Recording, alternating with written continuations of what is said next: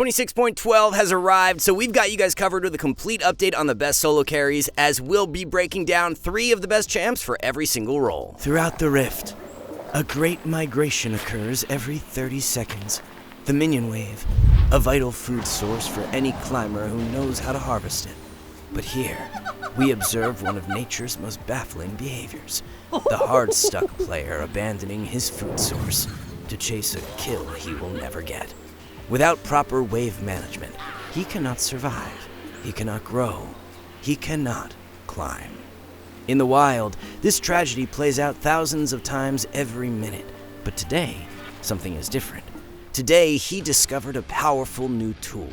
SkillCapped Season 16 macro and wave control courses, designed to teach even the most lost climber the secrets of the rift, walking you through every minute of the game step by step, from the very first wave all the way to closing out games cleanly. And unlike other guides in the wild, we focus on teaching you the macro concepts that actually work in solo queue, and most importantly, strategies you can execute without having to rely on the rest of your pack, which paired with our newly updated Essentials courses covers everything you need to master Season 16 for every role, giving you the complete roadmap to climb this season. And best of all, you can do it all completely risk-free, as you're backed up by a rank-up guarantee. If you somehow don't climb at least 5 divisions while actively using our service, then you get every penny back. For the first time in his life, he is no longer hard stuck. Check out the link in the description below for an exclusive one-time discount code. So starting off up in the top lane, the best carry fighter that you can play right now is Garen. For the longest time, Garen has had a very boring core build of Stridebreaker into Phantom Dancer that you'd go in every single game, but now that players have discovered Ghostblade is a great alternative to Phantom Dancer, he's way more versatile. You can still build Phantom Dancer, but where Ghostblade will slot in the best is when you're playing into more squishy ranged champs or squishy champs who have lots of mobility, to where just getting on top of them is your main hurdle. Garen doesn't want to take Ghost as a summoner spell, so the movement speed active from Ghostblade feels so nice to close the gap onto targets, and it makes him a lot more reliable in mid-game teamfights. If you're playing into a full squishy enemy comp, then you can even go Voltaic Cyclo Sword as a third purchase and just one-shot any squishy that appears on your screen. What makes Garen so great for solo queue is that you know your impact is going to be relatively consistent. With many other fighters, if you mess up mechanically, then it can completely lose you the game, but that's never an issue with Garen, as all of his damage is point and click. So this then allows you to focus a lot more on the macro side of things that actually makes you a better player as a whole. Matchup-wise for Garen, it's a good idea to ban out Kayle, as she remains Garen's lowest win rate matchup by a country mile, with Garen players only winning 45% of the time in the matchup on average. The meta for top lane in 26.12 doesn't really give you much of an excuse not to climb, with both Garen and Malphite being in phenomenal spots. Both champs are incredibly easy to pick up, so you don't need a ton of games in them to start finding success. Malphite is just such a cheat code into the majority of fighter top laners. He does have his must-avoid matchups being Mordekaiser and Sylas, but other than that, there's not a whole lot that can prevent you from being impactful. Something that's super underrated on Malphite that our challenger top laner Strumpus just showcased in his recent full game commentary for Malphite that is up on our website is running Frozen Heart for your rush item. Frozen Heart makes so much sense on Malphite because he runs into mana issues early on, and therefore being able to pick up Sapphire Crystal helps his Q poke out a ton. Warden's Mail is also a way better component than Bami's Cinder, so your laning power is just so much greater by rushing Frozen Heart instead of Sunfire Aegis. But of course, the main reason you are going Frozen Heart is because of the 75 armor and 20% attack speed slow. This completely shuts down fighter top lane champs. Strumpus ran the build into Gangplank, but it's even better into picks like Vayne, Tryndamere, Irelia, or Fiora, who want to be auto-attacking to deal a lot of their damage. So overall, if you're optimizing Malphite by going for the Frozen Heart rush against these fighters, he's just the most broken tank in the game right now. A sample core would be a Frozen Heart rush into Sunfire second and Thornmail third. If you were against an AP enemy top, then you wouldn't want the Frozen Heart, so Kanik Rookern is going to be the way to go. We have everything outlined in a detailed manner up on our new build site that is handcrafted by our challenger players, so definitely check that out if you forget when certain items are best or just don't know what to build for the champ you want to play. The top lane meta won't be changing much at all for 26.12, so back in the top 3 once again is going to be Kayle. Kayle has been the most consistently powerful top lane champ all throughout Season 16, as she just benefits from the role quest way more than other champs. Being able to accelerate into her level 16 faster is such a huge buff, and it's something you can achieve in nearly every game, especially in the lower ranks. If you get your fundamentals fundamentals down on Kayle, then you're going to find a ton of success on the pick. So our Season 16 Essentials course for top lane is a great resource to help you out in that regard. Something that's really interesting that we've been tracking on Kayle over the past patch is that she's been finding good success with the new starting item Doran's Helm. It gives you so much tankiness for early on in lane, so if you're in a matchup where the enemy has a bunch of early all-in power, then consider taking Doran's Helm. Irelia, Yone, and Xin Zhao are the three matchups where they can easily jump on you and burst you out, so by going Doran's Helm, you really limit that potential. You should definitely ban out either Yone or Irelia when picking Kayle though, as they are two of her harder matchups. For Kayle's build, you can never go wrong with Nashers into Dusk and Dawn, but Static Shiv Rush is also quite underrated. Shiv Rush will give you the additional wave clear power, so if you're in a matchup you're less confident in your ability to fight early on, you can grab Shiv to just be more uninteractive and clear waves out quicker. So cracking the top 3 for jungle this patch is going to be a more underrated pick who just got stronger last patch, being Rammus. So Rammus gets to benefit from the 26.11 Aftershock changes, and he's such a great add to your champion pool right now with how the jungle meta is aligned. There is just one AP jungler who has a play rate above 5% right now, and it's Diana. So as long as you are banning out Diana, then more often than not, you will be running into a physical damage jungler. Lee, Graves, Viego, and Kayn are the highest play rate junglers right now, and even though Rammus doesn't bully them early on, it's his mid-game spike with Thornmail where he can make those champs completely useless in skirmishes. Any fighter champ that needs to get up close to be effective, Rammus can absolutely destroy. His point-and-click taunt from E is just so reliable and makes it so that if a Lee or Viego try to dive in, you get a guaranteed CC and lock them down for your team to burst out. So especially if you are any rank Emerald or below right now, Rammus is a no-brainer add to your champion pool if your main goal is to climb. Core build will consist of a Thornmail Rush into Sunfire or Hollow Radiance second, and Jaksho or Deadman's third, while Aftershock is the Keystone rune. So a jungler who we want to feature for this patch, who has been really underrated lately and who's getting buffed for 26.12 is Aatrox. Aatrox jungle is something that has been a top performing jungler for the past while now, but players have yet to really pick up on him. Last season there was a point where Aatrox play rate spiked quite high as a jungler, and right now he's in arguably a stronger spot, but he's not getting nearly as much attention. Earlier in the season, Riot buffed Aatrox's Q damage to monsters, and now his Q damage is going up even more for 26.12. Aatrox jungle is really liking Hubris as his rush item right now, and then followed up with more bruisery items like Sundered Sky and Death's Dance. You've got the Hubris to provide a bunch of bonus AD, and then Sundered Sky and Death's Dance slot in to provide some really nice sustain for mid to late game team fights. Since Aatrox is a jungler who's more off meta, knowing how to clear optimally on him will instantly boost your carry power on the champ, and we just updated our Aatrox jungle clear guide that's out on our website. We got optimal clears updated for Season 16 for 50 meta junglers, so this is one of the most valuable courses we have in regards to improving the fastest as a jungle main. And then for our third solo carry jungler of the patch, one of the best junglers if you are Emerald or below right now is Shyvana. So with Shyvana's new Bruiser build, it's just providing her with even more consistent impact. The Kraken Dusk and Dawn build offers up a ton of DPS, but leaves you pretty squishy early on, while the new Trinity into Spear of Shojin core is way more forgiving as you're more tanky and can still output a very respectable amount of damage. With Shyvana Q being on a 6-second base cooldown at max rank, the haste that you get from Trinity and Spear of Shojin drop that down to just 4.29 seconds, and then when you're auto-attacking with Shyvana, each auto reduces Q cooldown by 0.5 seconds, so you're just getting constant Qs off in fights and benefiting a ton from the Trinity Force Spellblade proc. This constant point-and-click damage coming out of Shyvana makes her extended skirmish super deadly and very consistent as well, since the majority of your damage is guaranteed. With Nocturne getting nerfed for this patch, we just see Shyvana as the better alternative now in regards to a level 6 spiking jungler. Your game plan with Shyvana is super simple, as hard farming, cycling your camps on respawn, and then looking to make plays happen when you tick 6 is how you're going to be most impactful. Something else we've been tracking in regards to Shyvana's builds that looks really promising right now consists of taking Gluttonous Greaves. Gluttonous Greaves providing Shyvana that Omnivamp will make her extended skirmish that much better, so in games where you're not getting max value out of Steel Caps or Merc Treads, look to side with Gluttonous Greaves instead. Our first solo carry selection for mid lane in 26.12 is going to be a new addition relative to last patch, as we've got Diana. So mid lane Diana is currently tracking as an even better pick than jungle Diana, especially with the recent buffs to Storm Raider's Surge. Storm Raider's Diana looks to be extremely underrated now, as the rune makes a ton of sense on her. Diana's main issue has always been that once she enters a fight, it's really hard to get out or repositioning after the fact, so by taking Storm Raider's Surge, you can dive in, burst out your target, and then zoom away with the movement speed to wait out cooldowns instead of just dying. Electrocute is still a great option for her, and you should take it if you're confident in your ability to solo kill early on in lane in your matchup, but in matchups where you're lacking early kill threat, you can take Storm Raiders to scale better into mid to late game fights. Matchup wise for Diana, she doesn't like playing into champions who can easily counter her dive threat, so banning out Lissandra or Galio is good value for the current meta. For Diana's builds, you have the standard Storm Surge into Shadow Flame that will be max damage into squishy comps, but if you're going up against more bruisery or tanky enemy comps, then you can opt for Rocket Belt into Lich Bane so that your extended fight presence is a bit stronger. For our second solo carry mid of the patch, this champ is definitely a bit more high elo skewed, but can still work great for any rank and has been gaining in popularity recently as we've got Riven. So Riven mid lane is something that Faker used to play way back in the day, and it started to be played a lot more over the past patch. Riven has had a new build emerge on her recently that is just completely bonkers in regards to sustain, as you go Endless Hunger, Death's Dance, and Gluttonous Greaves for core items, and you heal for an absurd amount in fights. You get access to the upgraded version of Gluttonous Greaves when playing Riven mid, so when you drop below 50% health, you gain 15% increased healing, which is just nuts when paired with Endless Hunger and Death's Dance. By playing Riven mid lane, you don't run into a ton of difficult matchups like you do top lane, so farming up and reaching this core build is a lot more achievable. With Riven's E being on a 10-second cooldown, she can very easily counter a lot of mages' poke potential early in lane. You also have the mobility from Q as well, so dodging out on skill shots gives Riven a lot of outplay potential against skill shot reliant mages. It's even better for Riven when going up against melee champs because her point and click stun from W really shuts down picks like Katarina or Yasuo who can't use their mobility to outplay you. There's just so much more snowball potential when playing Riven mid as opposed to top, and we all know that a snowballed Riven becomes one of the most 1v9 champions in the game. The only matchups you will have to worry about when playing Riven mid are the champs who can either CC you very easily or dash away from your engage pattern, so Ahri or Lissandra are two of your best ban options. We would favor Lissandra slightly because at least with Ahri, she needs to land a skill shot to CC you, and even if you can't ever kill her, you can still team fight fine against Ahri, but with Lissandra, she just makes skirmishing way more difficult because of that point and click lockdown. The best assassin mid laner that you can play for the current meta and rounding out the top 3 is going to be Fizz. So Fizz has been absolutely excelling ever since those Lich Bane buffs, since it's his staple rush item in every single game. For some reason, a good chunk of Fizz players are building Ludens as a rush right now though, so definitely swap over to Lich Bane as it's winning 3% more after it got buffed. You're going to run the same 2 core items in nearly every single game on Fizz, with Lich Bane into Zanya's being the setup. You can sneak a Magi's in there as well if you grab an early Dark Seal and get that to 10 stacks. Matchup wise for Fizz right now, he hates playing into champs who have easy ways to dodge his R, so either Lissandra or Vlad are the best bans to consider. 26.12 has the potential to be even better for Fizz because there are a few indirect changes that will benefit him. We are seeing Syndra get buffed, which may lead to a play rate increase for her, and the Syndra matchup is one where Fizz completely stomps, winning over 56% of the time last patch. Other mages like Ryze, Orianna, and Cassiopeia are being nerfed too, so just even more reason to prioritize Fizz. So miraculously, Brand is not being nerfed in any way, shape, or form for 26.12, which means we've got to have him in our top 3 for bot lane. Brand as a bot lane carry is one of the most broken champs in the entire game right now. With the push toward melee engaged supports from last patch, it's gotten even better for Brand since he loves playing with a support who can chain CC an enemy for Brand to follow up with his skill shots for guaranteed damage. Some of these duo stat lines that Brand has had over the past patch are just absurd, as he's been winning 56% of the time with Leona, 54% with Nautilus, 56% with Pyke, 58% with Rel. So if you really just want some easy elo right now, then queue up duo bot and play Brand with any of those supports. What makes Brand so much better as a bot lane carry as opposed to support is the fact that he can reach his core items a lot quicker. Brand is a champ who spikes really hard with his 2 main items being Rylai's and Liandry's, but when you play him as a support, it just takes a lot longer to get them. When playing him as a bot lane carry and gaining access to the ADC quest, you gain that bonus gold on completion, so you can make your way towards your 3-item core extremely fast. And then of course, another big reason to why Brand got way better as of recent is the introduction of Deathfire Touch, as that will be your keystone of choice in every single game. Since Brand doesn't want to build Zanya's in his core, the only thing that is going to beat him is heavy dive, so banning out a meta engaged champ like Nocturne or Zed is good value. So even though the synergy between Deathfire Touch and Black Cleaver got removed last patch, an ADC who continues to outperform is Senna. Senna with her Static Shiv Rush is absolutely dominating right now, and she's got a really cool interaction with the item. If you're a Senna player, then you should know that whenever you auto attack, your Q cooldown gets reduced. If you have Static Shiv though and hit multiple targets with the Shiv passive, then it's going to act like you autoed all those targets and drop Senna's Q cooldown super low. We can see here in this clip that there are 4 targets, and if we use Senna's Q before the Shiv proc goes off during the wind up of the animation, we can see the cooldown on Q is at 15 seconds, but as that Shiv proc hits, the cooldown instantly drops to 9 seconds. So if you were in a bunched up team fight, then you have the potential to be spamming Q out way more often than before because of Static Shiv. Another really interesting strategy that some high elo Senna players have been using is taking Doran's Helm as their starting item. We all know how squishy Senna is in the early game, so by going Doran's Helm, you get a ton more tankiness to absorb any all-in during the first few levels. So if you're playing into a super aggro bot lane duo who wants to try and kill you early on, then consider going Doran's Helm for better survivability instead of Doran's Blade. For Senna's complete core build, you are rushing Static Shiv into Black Black Cleaver second and Hexoptics third, while Deathfire Touch is the best Keystone rune. ADCs who have strong early kill threat are who you should consider banning when picking Senna, and right now Ashe is the best option, with her being quite strong in meta. And then rounding out the top 3 for 26.12 is one of the staple solo carry ADCs for this season is Jinx. What sets Jinx apart from many other ADCs and gives her a lot of consistent carry power later in the game is the fact that she gains such a mega boost in DPS from her passive procs. All it takes is one kill to land in a fight, and you're suddenly this extremely mobile, high damage character who has the best cleanup potential for any ADC. There's so many instances where you could be behind with Jinx in a mid-game fight, but you proc your passive and then suddenly pick up a few kills, and whatever happened before then doesn't even matter now. Hexoptics being in the state that it is in right now is a big reason why Jinx has remained meta for so long, as it's been by far her best rush item, outclassing Kraken and Yuntal. Most other ADCs can't abuse Hexoptics as well as Jinx can, so it gives her a big edge up. Hexoptics into Phantom Dancer and Infinity Edge is the 3-item core you'll be taking for most games. Banning out whichever dive champ is most played in meta is always going to be good value when picking Jinx, so Nocturne or Zed are two of the best options right now. So receiving some massive indirect buffs last patch from the support item and rune changes, and back in the top 3 for a second patch in a row is Leona. Leona is going to be your best bet when it comes down to melee engaged supports right now. Leona just gets so tanky with her resist from W, so she's a lot more forgiving than other melee supports, and her CC can be chained in a way to where everything is guaranteed to land, which makes locking down a target very easy. Of course, if you lead with your R, it can be difficult to hit the stun, but if you can play around Fog of War and flash Q onto an enemy priority target, then there is no way they're going to escape, as you'll have them CC'd for multiple seconds. Matchup-wise for Leona, she likes playing into most squishy enchanters, as locking them down and bursting them out is where she excels, but one range support in specific you may want to consider banning is Morgana. Morgana does have a pretty decent play rate right now, and with her Black Shield, it really limits the catch power of Leona. Even if Morgana doesn't use her E to block the stun from your R, if she uses it as you dive in, then it just blocks any follow-up chain CC potential, so the Morgana doesn't even need to use the spell optimally in order to counter Leona. The standard build for Leona consists of Celestial Opposition or Solstice Slay for the item upgrade, with Locket, Knight's Vow, and Vandal Pipes being the core pickups. And then of course your Keystone rune should be Aftershock, as it just got buffed last patch and is much more consistent than the alternative Glacial Augment. So despite the enchanter item nerfs in 26.11, Seraphine is still absolutely dominating games, and she's our second solo carry support for 26.12. So Seraphine is a really interesting pick right now because she has two distinct builds she can run. You still have the standard Echoes of Helia into Whispering Circlet that will offer up a bunch of healing for your team, so into pokey enemy comps or more ranged champs, that's where this build will work the best. With the changes to Imperial Mandate in 26.11, Seraphine is actually one of its best users now, as she can run a core of Mandate into Rylai's for a more offensive setup. This one is going to work best into heavier melee comps, as you need to be landing your E in order for Mandate to be effective, and therefore it's a lot more likely you'll be hitting E consistently if enemies are melee and they're trying to dive into you. Mandate just makes so much sense into melee divers, because when you immobilize them with your E or R, they will take increased damage from the Mandate passive, and you will also be granted 15 ability haste, so it just gives you and your team the ability to kill those threats faster. What's so great about Seraphine relative to other enchanters is the fact that she can make plays happen on her own. She doesn't have to sit back and just hope that her team finds a good engage. She can make plays herself with her R and with her E, so not only is she great at peeling divers off her carries, she can flip the switch and can be the aggressor, which gives her more ways to carry games. Longer range catch is what Seraphine is going to be most vulnerable into, so using her ban on Blitzcrank is never a bad idea. So emerging as the best hook support in the game over these past few patches and really taking over last patch has been Thresh. Thresh has been loving the buffs to Aftershock, as the extra base resist just make his skirmish power throughout the early game more potent. You also had Locket and Knight's Vow buff 2, which are Thresh's most common core items, so he's been trending up in a big way. Guardian is even super underrated on Thresh as well, and it just got buffed, so basically every rune and item that he has the ability to take got stronger in 26.11. Aftershock is going to be the better offensive option, while Guardian provides more defensive strength and protection for your ADC. So when deciding between the two, this is what you should watch out for. If you're in a matchup where you think you have the ability to kill early on in lane, then take Aftershock, but if you feel like the enemy has the upper hand on you and you're not going to be able to threaten in the 2v2, then go Guardian so you can survive lane easier. Matchup-wise for Thresh, there aren't too many matchups that are impossible for him to navigate, but one support who really limits your catch potential throughout the game is Braum, so he would be our ban recommendation. Braum just makes it so that even if you land a hook, the follow-up potential on that is really limited by his ability to block damage with E and then stun you while you're on the way out, so your ability to reliably snowball is just really diminished into Braum. For the build on Thresh, you can take Solstice Slay or Celestial as your item upgrade, followed by Locket and Knight's Vow. It's not going to make a huge difference choosing one or the other, but Celestial will make you more tanky, while Solstice Slay gives you stronger catch, so if your team is really lacking a frontline presence, Celestial value goes up a bit, but if you're paired with more aggro ADC who just wants to dive in like Tristana, Kai'Sa, or Draven, then the extra movement speed and healing from Solstice really helps to enable those champs more. But while lists like these show you what to play, our brand new Season 16 Essentials courses for every role teach you how to win, each designed to walk you through every stage of the game from start to finish, from the exact trading and recall timers you need to win lane, to the mid-game macro decisions 99% of players get completely wrong, all the way to the team fighting tips and tricks challengers abuse to always deal the highest damage possible. Whether you're a top laner in the most unfavorable matchup possible, a mid laner having to deal with everybody in your lane 24/7, a jungler trying to balance ganking with farming, an ADC stuck trying to hard carry with a support who just exists to grief you, or a support that's struggling to carry games on your own, our Essentials courses are tailor-made to focus on the exact concepts that actually matter for climbing on your role in your elo. Check them out today, completely risk-free, using the link in the pinned comment or description below, as if you don't climb at least 5 divisions, you get every penny back. So that's gonna round everything out for the 26.12 edition of the best solo carries. Thank you all so much for watching, and we'll see you in the next one.